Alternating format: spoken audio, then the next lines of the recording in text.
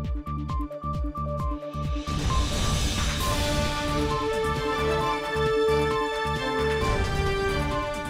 buenos días, queridos televidentes. Soy Manuel Escalante desde Santo Domingo, República Dominicana. Este es su espacio favorito de cada sábado a las 10 de la mañana en el canal 27 de RNN, Conexión Global RD, en el que tratamos temas de política, cultura general y actualidad. Hoy, como siempre, me acompaña mi amigo, hermano y socio Víctor Tineo Ovalles, con quien vamos a estar hablando con nuestro invitado. Tenemos hoy a Gustavo Ramírez Merán como invitado especial, un haitianólogo. Fue por 6 años el director de la relación dominico-haitiana, vivió en Haití un buen tiempo, tiene muy buenas relaciones de amigos, hermanos, familia haitiana, y Gustavo conoce Haití como pocos dominicanos y pocos haitianos conocen Haití. Gustavo y Víctor, bienvenido. Gustavo, bienvenido. Muy buenas tardes, buenos días. Uno cuando está medio viejo confunde a veces las tardes con las mañanas. Este sábado que aparente va a ser caluroso. Gracias por la invitación. Aquí estamos. Bien, nosotros necesitamos leer una cita. Señores, escuchen esto para que ustedes vean cómo el país ve a Haití. Oiga, el periódico El País de España dice: el infierno se ha convertido en rutina en Puerto Príncipe, Haití. En julio ya se habían reportado unos 471 muertos, sin contar heridos y desaparecidos, en un país donde las estadísticas son un cuento. Por último, hoy el país reseña que los niños de City Soleil se enfrentan a un riesgo de morir de hambre o por un disparo. Esa es la noticia global desde Europa que abraza el mundo. Pero tú, Gustavo Ramírez Merán, ¿qué nos puedes decir de Haití hoy? ¿Qué es lo que está pasando? Mira, en Haití hay una realidad, y es que el caos se ha entronizado en las calles de Haití, y el poder en Haití, el poder del Estado, el poder real, está en manos del desorden, del caos. ¿Quiénes son el caos? El caos en Haití tiene diversas cabezas. Las bandas armadas, unas que secuestran, unas que trafican con armas y con narcóticos, otras que se siembran el terror, otras que actúan como mercenarios al servicio de algunos intereses políticos y económicos. Haití se ha convertido en un territorio, no en un país. Se ha convertido en un territorio, no en un estado. Existe como nación porque las naciones tienen que ver con la unidad lingüística, cultural, religiosa y étnica de los pueblos. Existe como pueblo porque Haití tiene entonces la virtud de que son étnicamente un pueblo conformado, como ellos mismos se llaman en su constitución, por gente negra y una minoría numéricamente insignificante de blancos, mulatos y de otras denominaciones, pero que en el fondo esa minoría insignificante numéricamente es la que ha explotado y abusado sistemáticamente de esa mayoría negra, campesina, pobre, analfabeta, y que es la que ha cargado con lo peor de todo este desastre. En Haití no hay gobierno, en Haití no hay instituciones, en Haití se ha perdido el sentido de la continuidad, el sentido de lo que es un Estado, se ha perdido el espíritu de las leyes, y entonces en Haití está reinando el desorden, el terror, la falta de fe, la desesperanza y sobre todo la violencia, que es imparable. A raíz de la muerte, del asesinato, del magnicidio del presidente Jovenel Moïse, ese desorden o ese caos que había, que le antecedía, que fue anterior al asesinato, al magnicidio, pues se ha incrementado, se ha acentuado. Y fíjense cómo la semana pasada quemaron vivo a un ex senador, conjuntamente con un sobrino suyo, que ese senador ahora estaba trabajando en lo que queda de lo que es lo que hace el primer ministro, en un área que tiene que ver con la parte social del intento de gobierno que hay en Haití en estos momentos. Eso es lo que yo veo, eso es lo que oigo, es lo que sé, de lo que ocurre día a día. El periódico español El País, tú señalabas hace un ratito, que cifra la cantidad de muertos en 471. Eso es un número. Eso es un número de julio, de mediados de julio. Sí, en un país donde no se cuenta. Precisamente, eso es un número. Es un número de los pocos muertos, asesinados por la violencia irreflexiva. Porque tú te preguntas, esas bandas tienen una ideología política, pretenden hacer una revolución y entonces en nombre de la revolución están asaltando, secuestrando, raptando, violando, matando. No, es simplemente canibalismo. En Haití lo que hay hoy es la era del canibalismo. Con esa situación de anarquía que tú describes, ¿cómo es la vida de 10 millones de personas en aquel territorio? Diríamos, te levantas, tienes que hacer algunas cosas, tienes que hacer quizás algún desayuno, quizás salir a la calle a hacer algo, tienes que sobrevivir. ¿Cómo es la vida, diríamos, el día a día en una ciudad, Puerto Príncipe, Cité Soleil o cualquiera de las otras? Mira, la gente que hace vida de urbe consume información de lo que pasa en las grandes ciudades. Hay otro Haití y es el que la mayoría de la gente en el mundo no conoce. Hay dentro de Haití territorios, zonas que nunca han ido a Puerto Príncipe sus habitantes y que la violencia que se ha encarnizado y entronado en los barrios populosos de Puerto Príncipe ni siquiera se enteran. La frontera dominicana, por ejemplo, entre Hondo Valle y Elías Piña, en esa zona de la provincia de Elías Piña, cuando tú entras a Sabaneta es un territorio haitiano que hace frontera, está a 15 minutos del municipio de Hondo Valle, en la provincia Elías Piña, la provincia Comendador, municipio Comendador, en la provincia de Elías Piña. Esa gente que vive ahí no sabe, de hecho algunos se enteraron hace poco que habían matado al presidente. Esa gente no sabe ni le importa lo que pasa en la capital de Puerto Príncipe. ¿Por qué? Porque esa gente vive del día a día y siembran la tierra y producen comida y tienen un elemental para vivir y no viven pendientes de lo que pasa en esa capital de Puerto Príncipe, que es probablemente la antesala del infierno.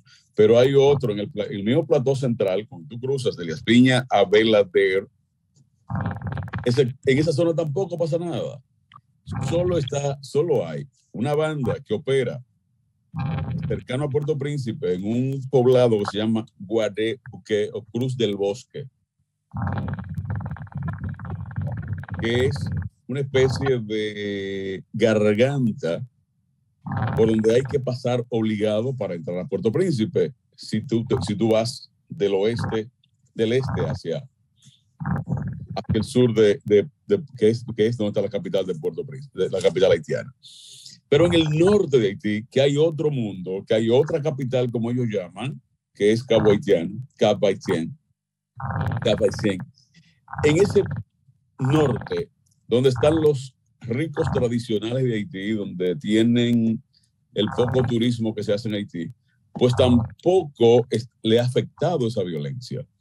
La violencia se ha entronizado en los bolsones, en los cinturones de miseria de Delmas, de Cité Soleil, y tenemos que saber que Cité Soleil o Ciudad del Sol es un barrio muy populoso de Haití, de donde surgió y salió y creció y se convirtió en líder el expresidente Jean-Bertrand Aristide. Esa corriente política, esa corriente de pensamiento, esa corriente de... Ni siquiera no es una ideología, es una intención, es una emoción. De ahí sale el presidente Aristide, pero no ha surgido otro líder. Ahora lo que ha surgido son bandas cuasi terroristas que secuestran, violan, mutilan, queman vivos a ciudadanos y que tampoco tienen que ver con el tema del asesinato del presidente Moïse. Es el caos en arcoíris. Entonces, Gustavo Ramírez Medán, estamos hablando de que la mitad del pueblo haitiano no vive ese infierno que dice el país, periódico español. La mayoría, no solo la mitad, territorialmente, en términos de territorio, yo te podría decir que la 3/4 parte de Haití no siente ni conoce lo que está pasando en Puerto Príncipe, porque en Puerto Príncipe, en la parte donde están la clase alta económicamente, los mulatos, los blancos de descendencia árabe, europea, turcos y compañía y otros con lo que se han ido mezclando, viven en Pétionville, en otro lugar que se llama Vivi-Michel, que hay un poquito más de clase media alta, y más allá de Pétionville hay un poblado, una especie de coto cerrado, con seguridad privada las 24 horas, que no hay manera de que el pueblo normal, de que los simples mortales puedan llegar a ese territorio, que se llama La Terra. Es un poblado enclavado en una montaña hacia el sur, donde las casas son de ensueños. El acceso es asfaltado y bien empedrado. Y eso, o sea, es la parte bonita de Haití, que nadie conoce, salvo ellos mismos. Exactamente, es la parte más bonita, la parte más limpia y donde viven realmente, efectivamente, los que tienen mayor poder adquisitivo. Gustavo, pero a nivel de liderazgo, ¿quién está gestionando Haití? Puerto Príncipe, o donde hayan esos conflictos vandálicos, terroristas, tan criminales. ¿Quiénes son los líderes que están haciendo algo o intentando algo? ¿Qué han hecho? ¿Qué están haciendo? Mira, Haití no tiene alcaldes, no ha hecho elecciones municipales desde hace... O sea, Puerto Príncipe, ¿tú quieres decir? Tienen una administración, entre comillas, pero en Haití no hay elecciones municipales ni congresionales hace más de una década. Creo que las presidenciales también, Gustavo. ¿Desde qué tiempo no hay elecciones presidenciales en Haití? Bueno, debieron haber hecho elecciones el año antepasado, en el 2020, que fue, recuérdense que entonces el grupo de Moïse, del expresidente, el asesinado presidente Jovenel Moïse, alegó y lograron del Tribunal Constitucional de Haití, o de la Corte Suprema, como se llama, que le reconociera un año más a su gestión. Y entonces las elecciones estaban pautadas para octubre del año pasado. Al asesinar, septiembre o octubre, al asesinar al presidente, pues eso se trastocó y miren por dónde vamos. Gustavo, yo sigo pendiente de la respuesta del liderazgo. Y es muy importante para mí que le digamos a los que nos están escuchando qué tipo de liderazgo, aunque sean minoritarios, logra hablar con esos terroristas o esos salvajes, usando palabras. No hay nadie. Manuel, escucha, no hay interlocutores. A nadie le importa qué es peor. Haití, por ejemplo. A nadie le importa qué es peor. Sí, a nadie le importa. No hay. Pues mira, nosotros tenemos nuestra primera pausa comercial y al volver vamos a darte la oportunidad de que por favor nos diga por qué a nadie le importa qué es peor. Volvemos en breve.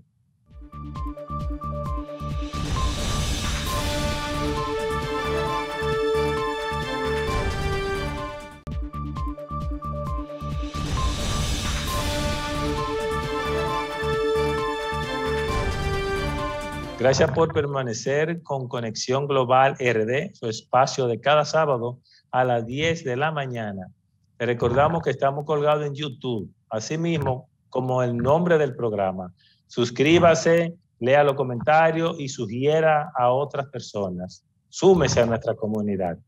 Antes de irnos a primera pausa comercial, le preguntaba a Gustavo Ramírez Merán sobre el liderazgo que haya en Puerto Príncipe, porque uno imagina que debe existir algo, el arzobispo, el cardenal, alguien.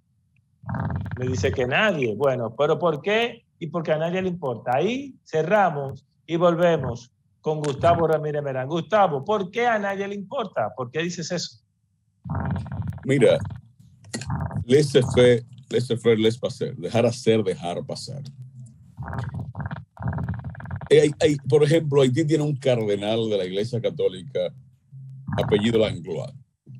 Ese cardenal, la información que tengo de gente vinculada a la Iglesia Católica, para no decir exactamente quiénes son, le he preguntado, en conversaciones muy serias, le he preguntado por qué el cardenal no opina, no interviene, no le importa lo que pasa.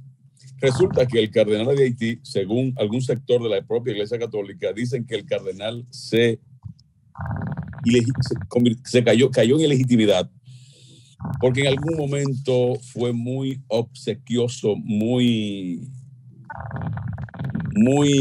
obsequioso, sí, muy derretido con el poder. Y que esos vínculos con el poder político y el poder económico lo alejó demasiado de los descansados, que son la mayoría. En un conflicto donde no hay un enfrentamiento entre ricos y pobres. Sí, exacto, eso a mí me llama la atención, que hasta ahora yo no he escuchado eso.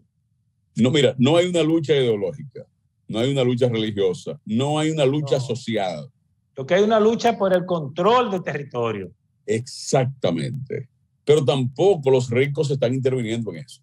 Por un lado está la famosa banda Los 400 Mazoró, que traducido en el español más llano, quiere decir los 400 pariguayos, los 400 tontos, los 400 pendejos. Y por otro lado está la banda del grupo G9, liderado por el famoso Barbecue.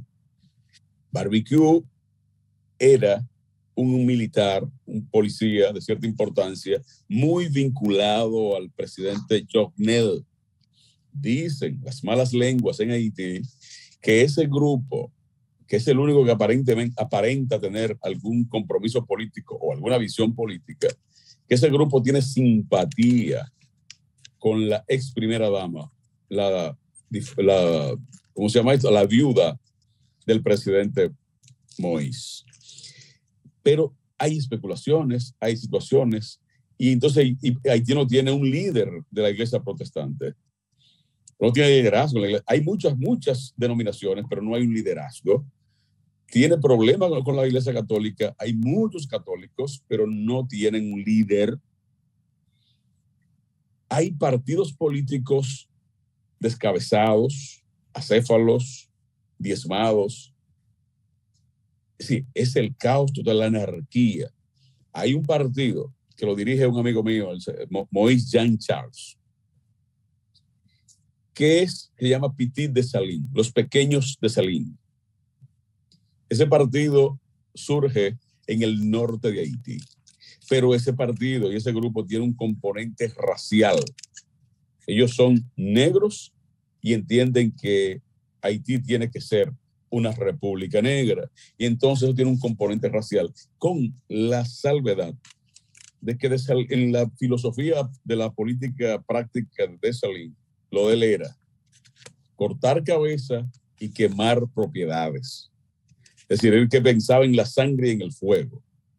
El amigo Moïse Jean Charles, que si ustedes quieren hasta le podría conseguir la manera de que lo puedan entrevistar, es un hombre brillante, profesional, fue senador o es senador actual todavía de lo que quedan, de los 7 u 8 senadores que quedan en Haití. ¿Queda el Senado, algo del Senado activo en Haití? ¿Se le respeta? quedan 8 senadores porque en Haití las elecciones son por tierra, no es como aquí. Ellos tienen el mismo sistema norteamericano para el tema de la elección de los senadores y diputados, lo van rotando nunca coinciden. Los últimos que quedan son 8 que ya tienen 20 años, no 20, no, como 12 años, porque no ha habido elecciones nuevas. Es decir, en Haití no hay institución en este momento. Ahora cuando hubo el tema de la sucesión de Moïse, se discutió mucho la legitimidad y finalmente terminaron ellos, los senadores, imponiendo al primer ministro Henry, al actual primer ministro, porque la voluntad del presidente muerto, difunto, era que el actual primer ministro ocupara la posición, y el Senado avaló ya la decisión, la carta que él había enviado la víspera.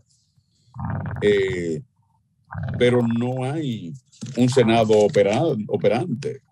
Gustavo Ramírez Merán. Entonces, ¿por qué los Estados Unidos? ¿Por qué la Organización de las Naciones Unidas? ¿Por qué la Unión Europea? ¿Por qué la Organización de Estados Americanos no le importa? Mira, Víctor, tú sabes que decían en los campos, que es así. Recuérdate que la Carta Democrática de las Naciones Unidas habla del principio de no intervención. Y Haití es un estado en teoría. Los haitianos tienen que tener la capacidad suficiente de organizar su territorio, de organizar sus leyes, de organizar su país y de organizar su estado. Deben ser autosuficientes. Haití es un estado en papeles. Podemos decir eso. Lo es un estado en papeles. Entonces, las Naciones Unidas no pueden intervenir y dar con una correa y decirle, miren, esto es lo que hay. O te come el arroz con habichuela negra, o te lo come de cena, pero te lo vas a comer. No. Pero sí lo hizo con la MINUSTAH. No, es claro. La MINUSTAH, mira, yo estuve en Haití muchas veces con el tema, cuando estaba ahí la MINUSTAH. La MINUSTAH era una especie de señuelo. Y Estados Unidos entró a Haití y agarró al presidente y se lo llevó de ahí en un momento. Sí, pero entraron en una operación punitiva, no de manera formal. Y además de una cosa, ¿quién quiere cargar con un problema?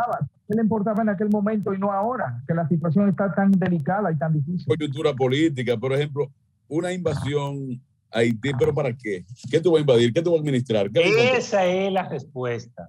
No hay nada que buscar. Ahí no hay nada que buscar. Ellos lo único que van a hacer es gastar, sin reponer. Gastar y exponerse a la condena internacional, porque con el primer muerto que haya, se va a acabar con un problema. Por eso nadie interviene. Por eso no hay interlocutores. Además, le voy a decir algo. Lo más grave probablemente es que cuando tú hablas de posibles soluciones con los administradores de ese desorden, solo piensan en dinero, en sus intereses económicos. No piensan en Haití. No piensan en el futuro. No tienen visión de futuro, sino del día a día y seguir depredando en medio de ese desorden. Esa es la realidad, la triste realidad. Mientras tú hablabas, yo me preguntaba, Gustavo, en el marco de la institucionalidad, ¿cómo funciona Haití desde, por ejemplo, las aduanas, los impuestos? Entonces no existe una manera de recaudar algún tipo de dinero. ¿Cómo viven? Mira, Jovenel, el gobierno, en sus últimos meses había iniciado un proceso de saneamiento, de cobro de impuestos.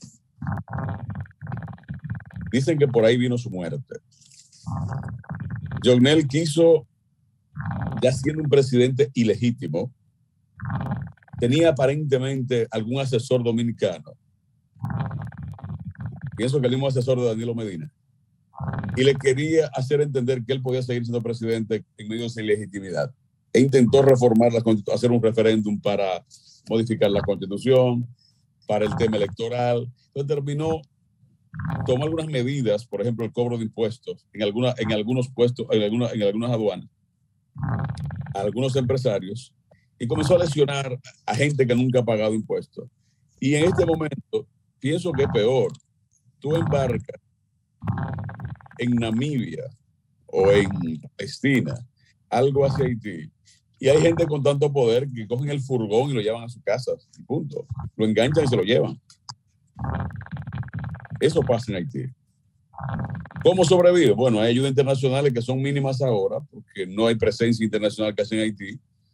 Y hay mucha remesa en Haití. Recuérdate que hay haitianos, por ejemplo, tú te vas a la Florida y hay una alta concentración de haitianos residentes en Estados Unidos. Y de República Dominicana, no te diga, que hay 2 o 3 millones de haitianos que los que trabajan, aunque fuera de sereno o cuidando una casa vacía, abandonada, terminan enviando, aunque sean $20 a su familia en Haití. Haití es una especie de es una economía de subsistencia basada en ese tipo de situaciones. Gustavo, dime. Tú has mencionado mucho a Jovenel Moïse.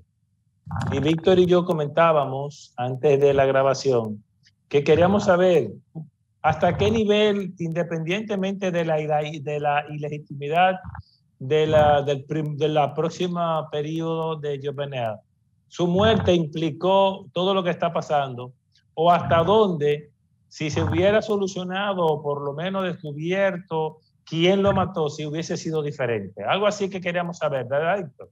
Mira, una manera, y de alguna manera también agregar en qué circunstancia está, o si eso definitiva también forma parte del caos en Haití y después no va a haber ninguna solución al asesinato del presidente Moïse. Mira, es una pregunta hipotética. La respuesta tiene que ser hipotética. Matan a un presidente en un país atacado. Todo parece indicar que muchos de los actores materiales del asesinato, del evento, algunos no tenían conocimiento de la verdad de lo que estaba pasando. Como fue un comando multinacional,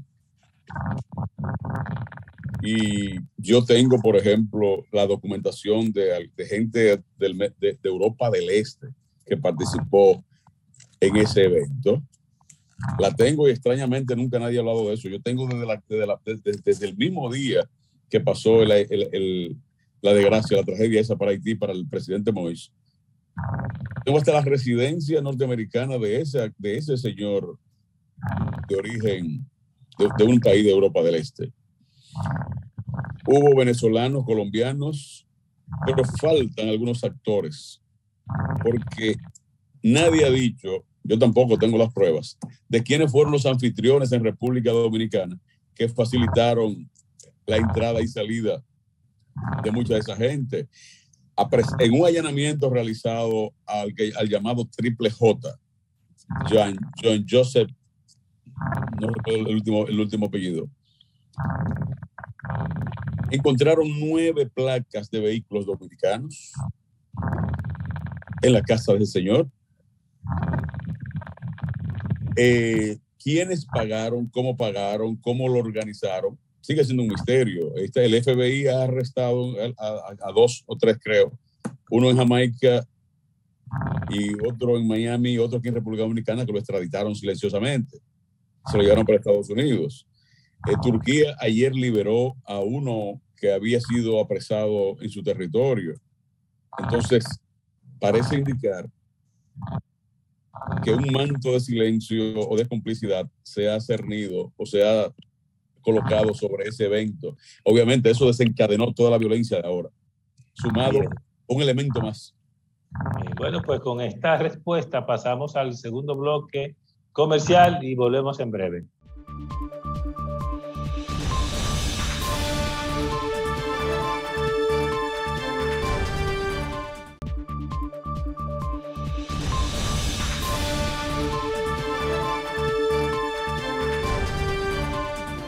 Terminando el programa, hoy agradecemos profundamente la participación de mi amigo Gustavo Ramírez Merán, quien de verdad, fuera de todo y de broma, como decimos, en serio, pocos dominicanos y haitianos saben tanto de Haití como Gustavo Ramírez Merán. Estoy esperando el libro que está escribiendo.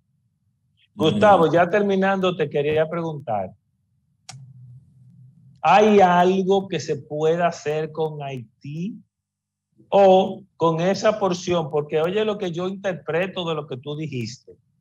Yo interpreto que el 75% del territorio haitiano, independientemente de sus necesidades, limitaciones, miserias, conflictos, supervivencias, no tienen ese problema de vandalismo al nivel que lo tiene Puerto Príncipe, donde, como decía el país, el infierno se ha vuelto la rutina.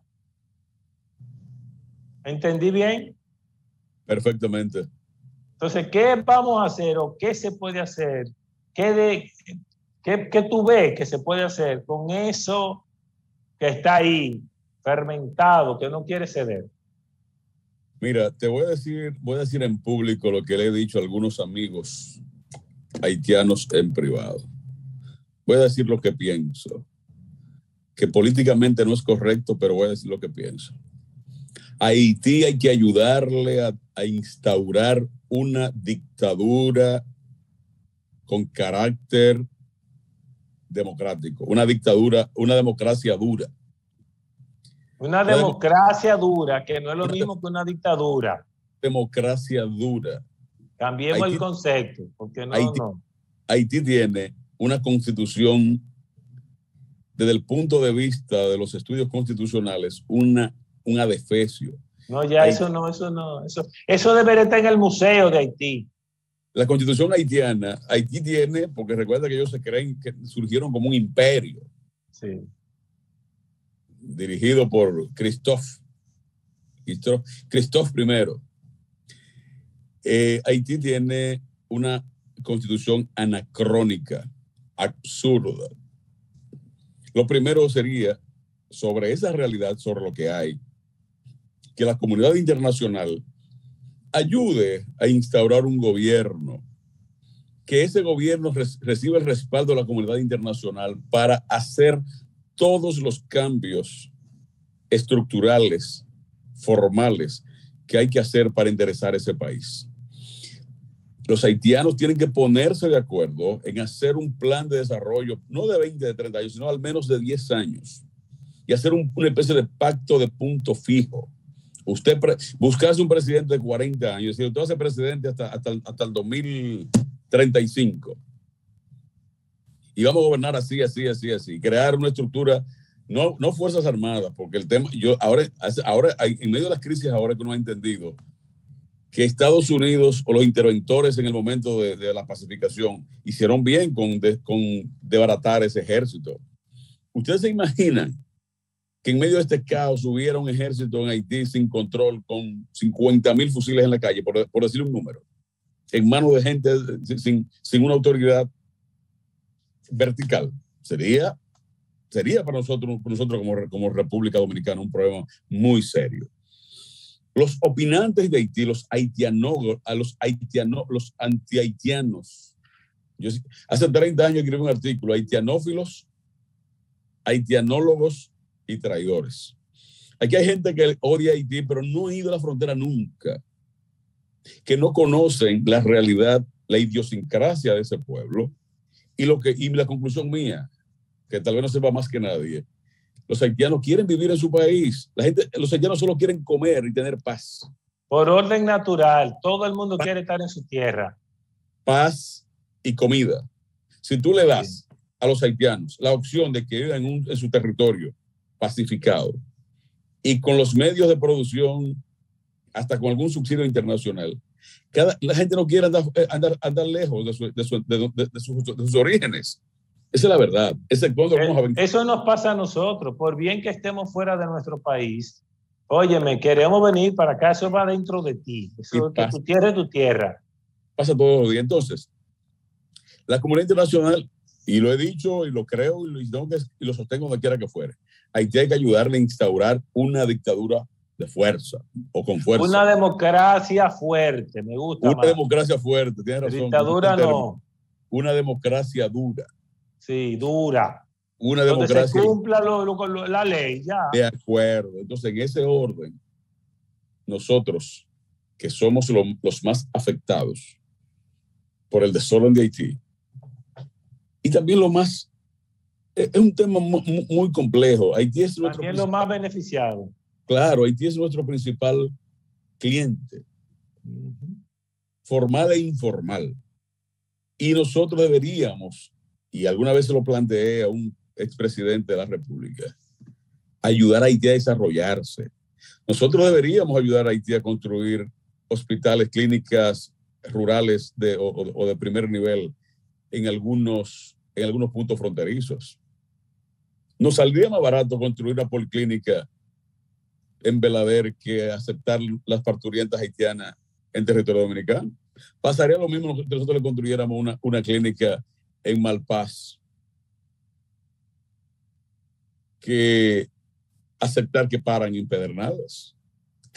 Y es un tema que yo lo he planteado en escenarios serios, pero resulta que para teorizar y para tomar café y tomar vino y comer quesos extranjeros caros, mucha gente se junta, pero voluntad política no hay, ni aquí para ayudar de manera seria, ni allá para recibirlas, ni organizar su desastre, su desorden, su caos. Eso es lamentablemente lo que uno ve. Yo hablo permanentemente con gente que tiene información y que vive en Haití, que sabe lo que pasa en Haití, cómo pasa y con quién pasa. Pero no basta llorar, no basta rezar. Jeremías, cuando pegó la cabeza en el muro de las lamentaciones, no construyó nada. Lloró sobre el muro construido. Y así no se vale. Hay que sacrificarse. Yo observo, Gustavo, a propósito de lo que tú has estado señalando, que es una abusiva irresponsabilidad, tanto de la comunidad internacional como de los mismos haitianos poderosos. Esos blancos y esos mulatos y esas mezclas de árabes que viven muy bien porque están blindados. Esperemos que les dure mucho su blindaje, porque yo entiendo que cuando un pueblo se salvajiza, no tiene límite. Sí. En cuanto a la comunidad internacional, hay poca esperanza, porque tú y yo sabemos que la comunidad internacional, que precisamente son los poderosos, solamente apoyan donde hay garantía de beneficio. Pero óyeme una cosa, Escalante, amigos televidentes, si tú no puedes hacer una incursión de buena voluntad, por decirte algo, donde va a poner en riesgo la vida o la libertad de tu gente. Tú no puedes ir a llevar ayuda donde no va a ser bien recibido. Tú no puedes ser filántropo donde no hay una mano agradecida. Es decir, la filantropía no se hace a punta de pistola. Las orientaciones no se hacen con gente amarrada de pie y mano o con los ojos vendados. Estamos asistiendo, siendo testigos para la posteridad de un espacio geográfico habitado por millones de seres humanos sin ningún tipo de orden. Y sin orden no hay desarrollo. No. Desafortunadamente o afortunadamente. Y el desorden solo pare cosas muy malas. Así es. Del desorden nunca ha salido nada bueno en ninguna parte del mundo. Eso es verdad. Gustavo, y la República Dominicana, aparte de los policlínicos y las comunidades de salud que tú has propuesto, ¿qué más tú, que fuiste por 6 años el director de Relación Dominico-Haitiano, hoy, viendo una serie de realidades que tú conocías en ese momento, más la que tú pudiste ir aprendiendo, pero ya hoy hay más que ver? ¿Qué podemos hacer en la República Dominicana bilateralmente que nos convenga a ambos, que no nos cueste, sino que es una inversión con retorno? Mira, hermano, te reitero, en Haití no hay interlocutores. De las cosas que este país no sabe y que los antihaitianos no saben, es que hay una comisión mixta bilateral dominico-haitiana que no opera, que nunca ha funcionado y fue parte de un acuerdo suscrito entre el presidente Leonel Fernández y creo que el presidente Martelly o el antecesor Preval, para que hubiese en la Cancillería haitiana, en el Ministerio de Relaciones Exteriores de Haití y la nuestra, una oficina con personal con la acreditación diplomática para intercambiar, interactuar y sentarse permanentemente a plantear soluciones a casos específicos. La migración, el flujo migratorio, los negocios, los cruces fronterizos, que es un dolor de cabeza permanente, la salud, porque hay un intercambio permanente, sistemático, 24 horas al día de haitianos y dominicanos en esa frontera de un lado para otro, y una serie de cosas, pero eso nunca ha funcionado. Ha servido para que en algún momento la Comisión Dominicana vaya a Haití a tomarse un café y a almorzar y justificar algunos gastos de representación, y lo mismo de Haití hacia acá. Pero en la práctica ha sido inoperante. Por ejemplo, nosotros tenemos pendiente la relocalización, localizar y reparar los bornes fronterizos. Para eso, en un momento determinado, un comisionado haitiano, en una conversación en la que yo dirigí, planteó que no fuéramos un arbitraje. Él quería que la OEA interviniera en ayudarnos a reencontrar las pirámides, porque algunas se han perdido, se han destruido. Y yo le dije, pero ¿usted cree que es necesario que creemos una crisis internacional por un tema que está ahí, que lo estamos viendo? Y fue una discusión en una de las pirámides que separan a la República Dominicana de Haití por el lado de Macasías y Belader, ahí en la provincia de La Espiña. No hay interlocutores, no hay voluntad. Cuando te reúnes a hablar con muchos de ellos, tú observas que hay una posición de chantaje. Entonces, los haitianos tienen que aprender, y van a tener que aprender en la comunidad internacional, a luchar para que se tomen en serio. Pero tú no tomas en serio a un charlatán. Tú no tomas en serio a una persona que pone sus intereses personales, individuales, por encima de los intereses de su país, del interés colectivo. Súmale a eso que hay una corrupción administrativa aparentemente ancestral en Haití, y cada vez que ponen un funcionario en una posición lo que hace es enriquecerse, no le importa la realidad de Haití. Entonces nosotros solo somos espectadores, porque no podemos imponerle nada, ni tenemos a quien persuadir. Entonces la cosa es peor. Ni los Gustavo, podemos persuadir, dime, hermano. Tú conoces a los haitianos mucho. Escuchándote hablar, y yo lo sé, porque lo hemos hablado otras veces, me pregunto,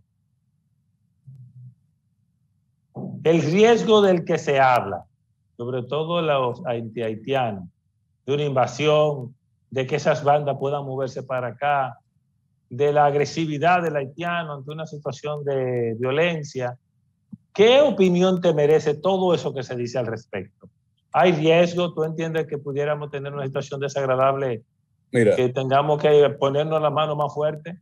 Todo eso es un mito. Todo eso es la ignorancia y la farándula. Ignorancia y farándula.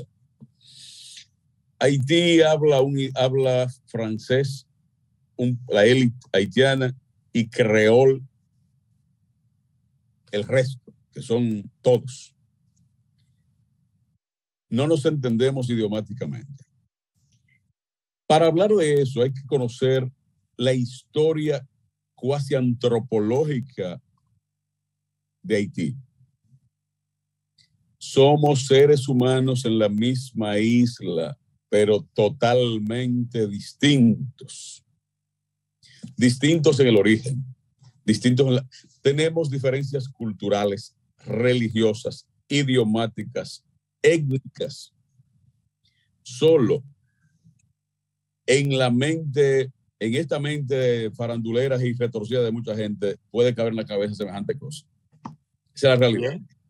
Muchas gracias, Gustavo. Con esa respuesta ha terminado el Conexión Global RD de hoy, al tiempo que agradecemos a Gustavo Ramírez Merán por su excelente participación. Hasta la próxima.